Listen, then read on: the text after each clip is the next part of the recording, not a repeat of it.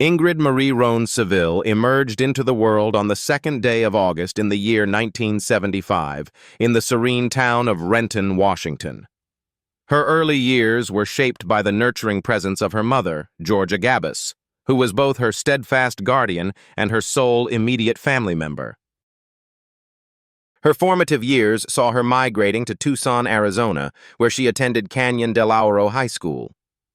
Ingrid's educational journey culminated in 1993 when she received her diploma, marking the beginning of a new chapter. Driven by a fervent desire to care for others, she pursued a degree in nursing at a local university. 4 years later, she emerged with a Bachelor of Science in Nursing, ready to embark on a vocation defined by compassion and service. 3 years after completing her studies, Ingrid returned to the familiar landscapes of Washington state. It was here that fate intertwined her path with that of Philip Line, a meeting that blossomed into a union of hearts. Their marriage heralded a period of profound personal joy, enriched further by the arrival of their daughters, Brooke and Noelle, whose births were separated by the span of 2 years. In these young lives, Ingrid found her deepest fulfillment and purpose.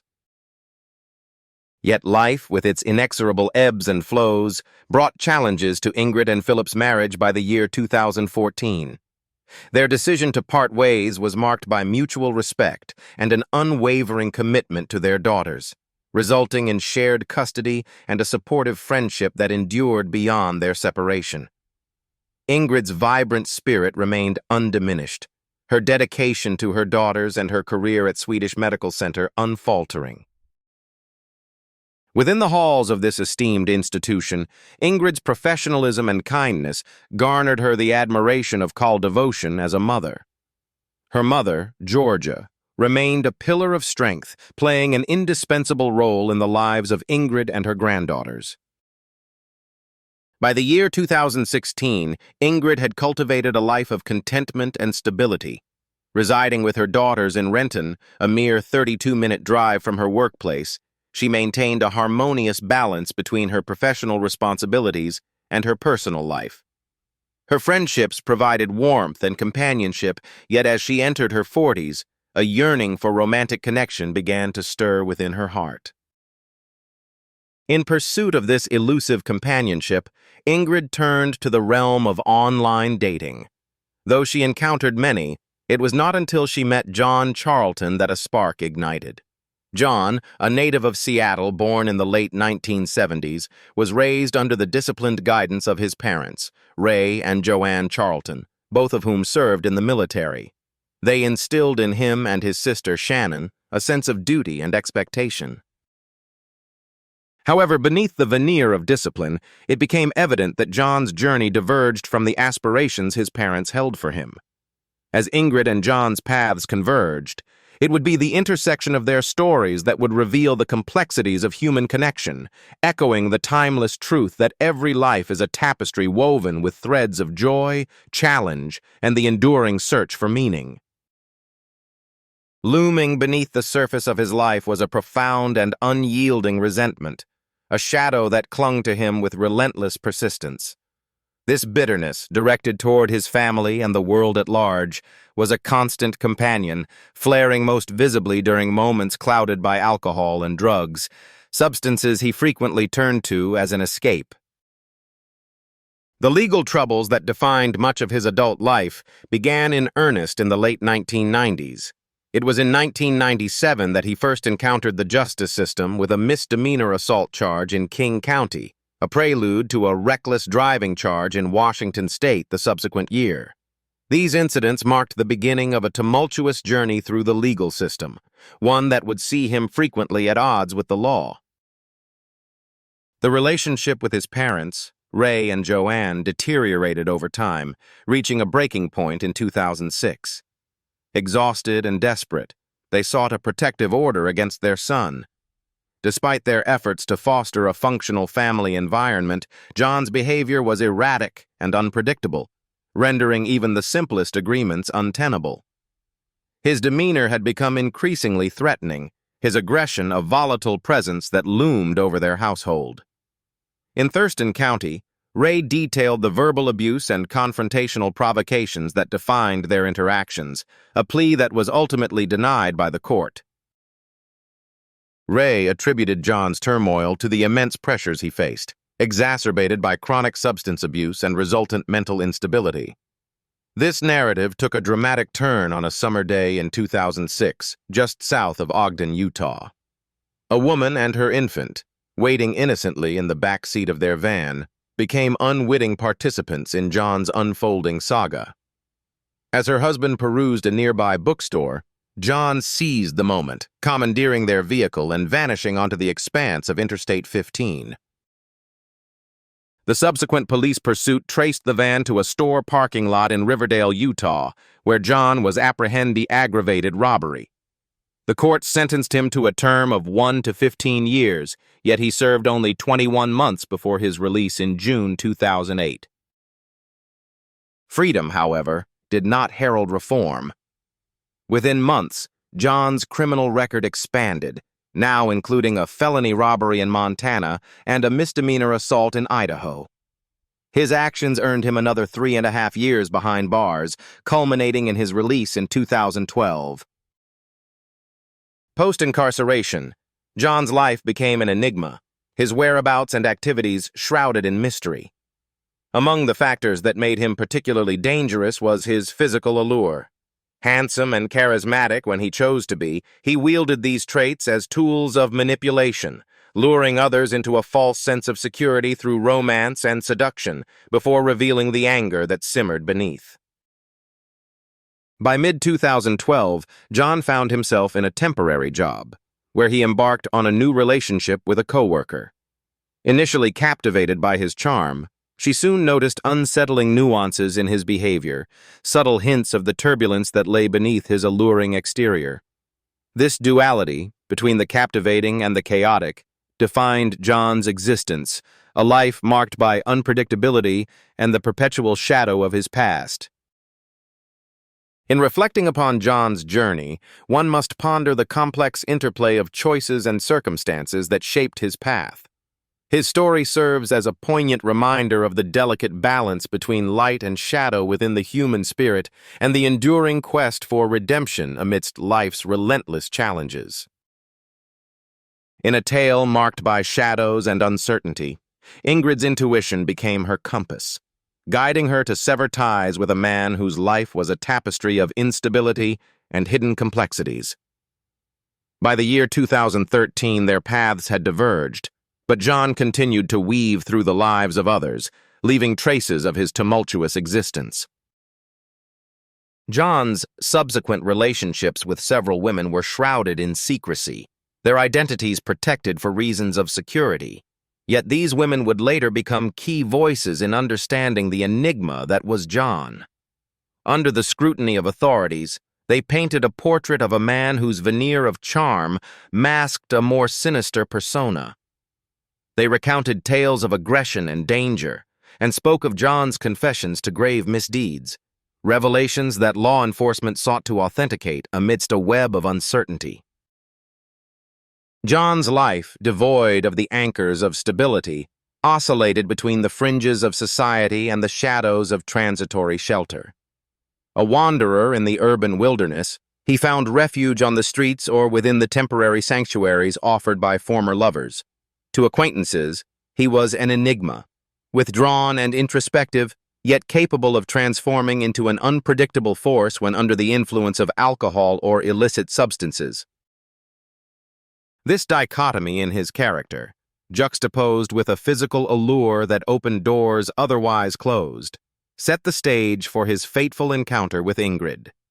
Their paths crossed in the digital realm of an online dating platform, where shared interests and the allure of potential connection led them to arrange a meeting. Their rendezvous was set against the backdrop of a Seattle Mariners opening game on the evening of Friday, April 8th. With a tentative optimism, Ingrid shared her plans with friends, ensuring that Philip, her trusted confidant, would care for their daughters during her evening out. As the game unfolded, so too did the evening's promise, leading Ingrid and John to a nearby bar where the night was punctuated by laughter and the clinking of glasses. At approximately 10:35, Ingrid's message to a friend conveyed the evening's success, a hopeful note in the symphony of her night. Yet the harmony was shattered by a crescendo of violence. The man she had invited into her life revealed a darkness that defied her expectations. In the confines of her home, a place of supposed safety, Ingrid faced a terrifying end at the hands of the man she had hoped to know better. Her life was extinguished, her body desecrated by the brutality of a sharp gardening tool wielded with fatal intent. In the aftermath, John meticulously cleaned the scene, a macabre ritual that culminated in the concealment of Ingrid's remains within plastic bags scavenged from her kitchen. With a cold detachment, he commandeered her 2015 Toyota Highlander, driving it to Seattle where he disposed of the evidence of his heinous act. John's descent into S noted by an ex-girlfriend who awaited his return, unaware of the night's grim events that had unfolded. As dawn broke on that fateful morning, Philip arrived at Ingrid's residence, his daughters in tow. The sun rose on a scene of silence and unanswered knocks, a harbinger of the tragedy that would soon unravel. In the absence of a response, the harrowing truth of Ingrid's fate began to emerge, a stark reminder of the unpredictability of human nature and the perilous dance between trust and treachery. The tranquility of the morning was shattered when Philip realized that Ingrid's vehicle was conspicuously absent from its usual spot. This was a day when Ingrid, a devoted mother known for her unwavering commitment to her daughters, was supposed to be at home. Philip's routine visits with the girls were always met with Ingrid's consistent presence, and her sudden absence was alarming. As worry gnawed at him, Philip made several attempts to contact her, each call and knock on the door echoing in vain. His concern deepened with the silence that greeted him. In a bid to unravel the mystery, he reached out to Ingrid's mother, Georgia, who hurried over with a spare set of keys, a precautionary measure that now seemed prophetic. Inside the house, the scene was unsettling. Ingrid's essentials, her wallet, purse, and cell phone, were left behind, untouched, as if frozen in time. Georgia's heart sank as she checked her daughter's phone, finding messages from a man named John, exchanged the previous evening. These messages painted a picture of an ordinary night out, yet Ingrid's sudden vanishing left a void filled with unsettling questions. George's immediate instinct was to contact John, hoping for answers. His response was straightforward.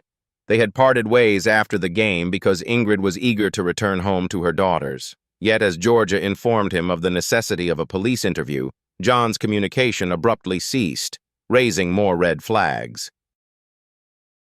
The authorities were promptly involved, but as they began their investigation, a grim discovery was unfolding across town. A Seattle resident, while managing his recycling, stumbled upon an anomaly: 3 white kitchen bags nestled among recyclables. The bags, meant for organic waste, seemed out of place and piqued his curiosity. As he lifted one, its unexpected heft and meticulous wrapping sent shivers down his spine. The horrifying revelation came as he discerned the faint outline of a human face pressing against the plastic. The shock of the macabre find was palpable, prompting the resident to seek confirmation from a neighbor. Together, they stood, paralyzed by disbelief, before hastily contacting emergency services. The arrival of police and forensic teams transformed the scene into a somber spectacle. The contents of the bags, a leg, a foot, an arm, and a head, were a chilling testament to a brutal reality. Back in Washington, Ingrid's disappearance cast a shadow of dread over her loved ones. Social media became a lifeline, a platform to broadcast the urgent plea for information and to rally the community's support. Speculation quickly zeroed in on John, the man she had recently been seeing, as the focal point of the investigation. In a twist of fate, John made his way to his ex-girlfriend's residence, his appearance marred by a swollen lip. His explanation, a supposed altercation during an attempted robbery, did little to quell suspicions. The narrative of a night out, now tinged with violence and mystery, left more questions than answers. As the investigation unfolded, the pieces of the puzzle began to align, painting a picture of a life abruptly interrupted. This tale of disappearance and discovery serves as a stark reminder of the fragility of human connections and the shadows that lurk behind familiar facades. In the end, it is a testament to the enduring quest for truth and the unyielding hope that, even in the darkest of circumstances, light will eventually pierce through the veil of uncertainty. In the quiet corridors of law enforcement, the convergence of seemingly disparate threads led to the unraveling of a dark tale. The Seattle police, while diligently pursuing their own investigations, became aware of a parallel inquiry unfolding in Renton. A woman had vanished, rust of social media posts. The virtual world buzzed with speculation and concern, providing clues that would soon prove pivotal.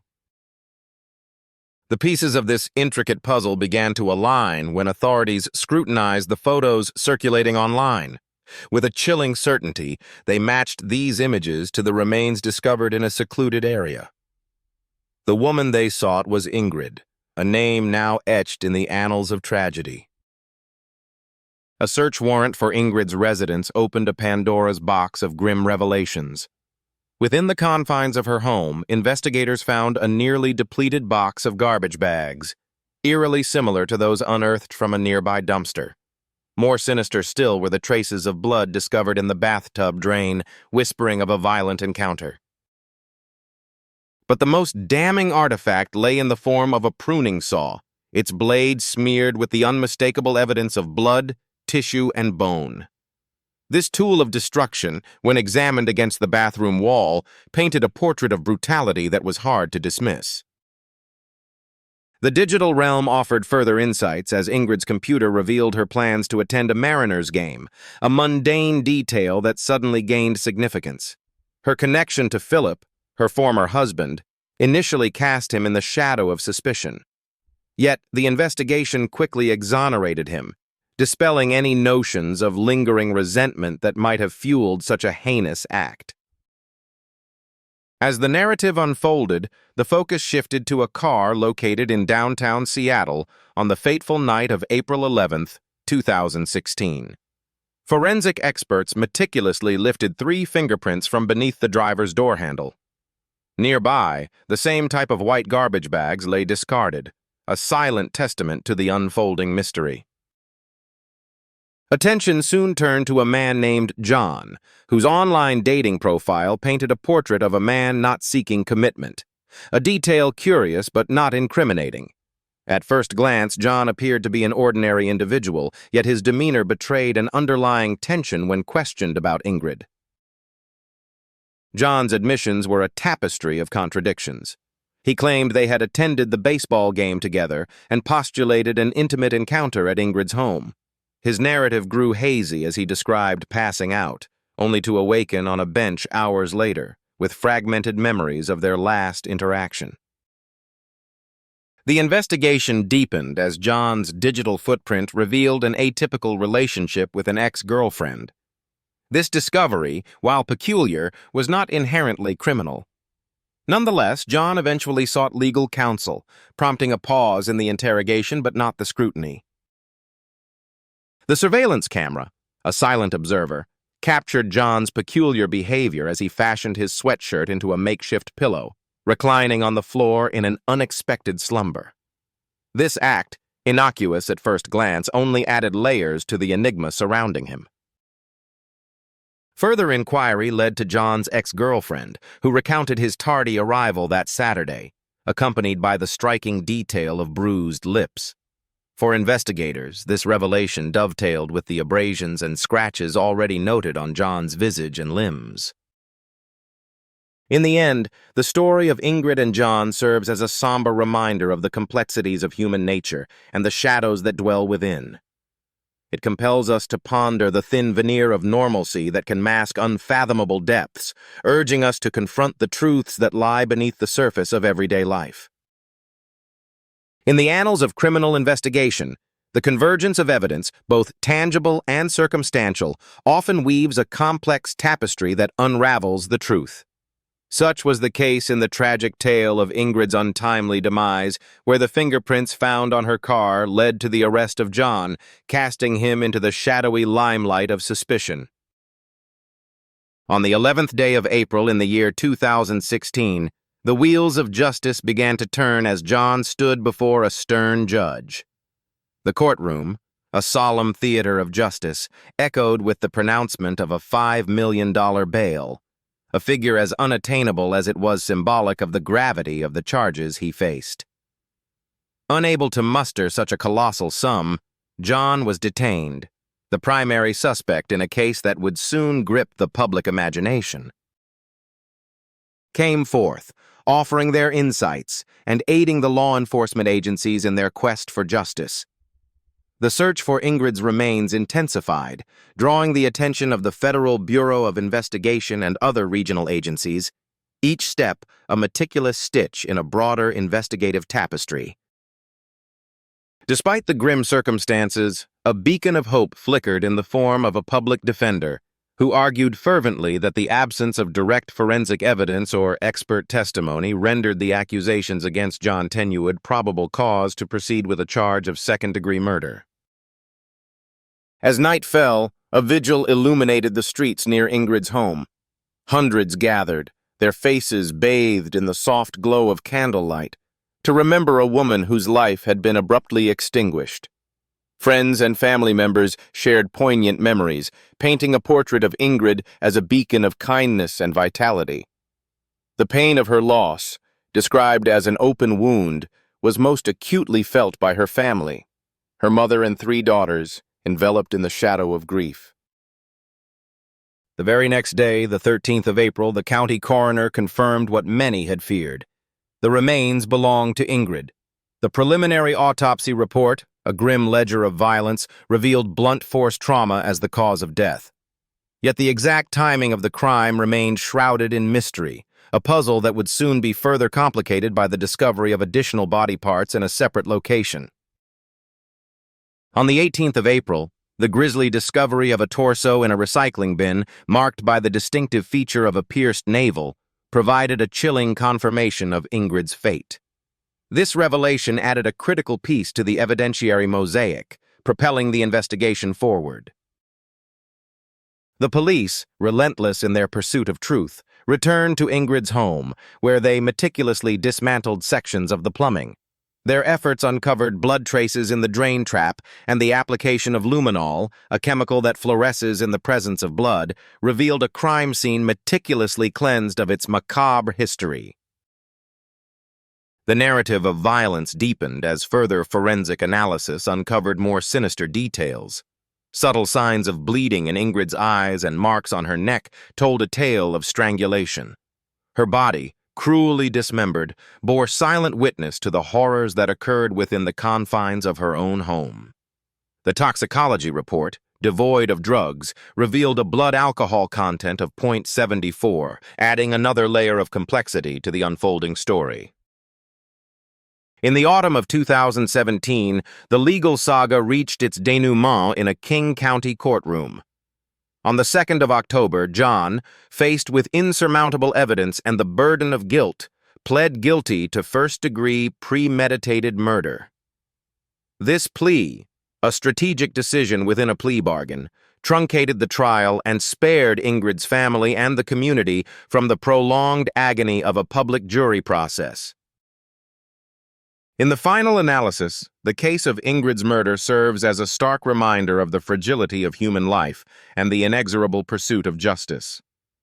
While the courtroom drama has drawn to a close, the echoes of loss and the quest for understanding continue to resonate, reminding us that in the tapestry of justice, every thread counts, and every story leaves an indelible mark on the human soul.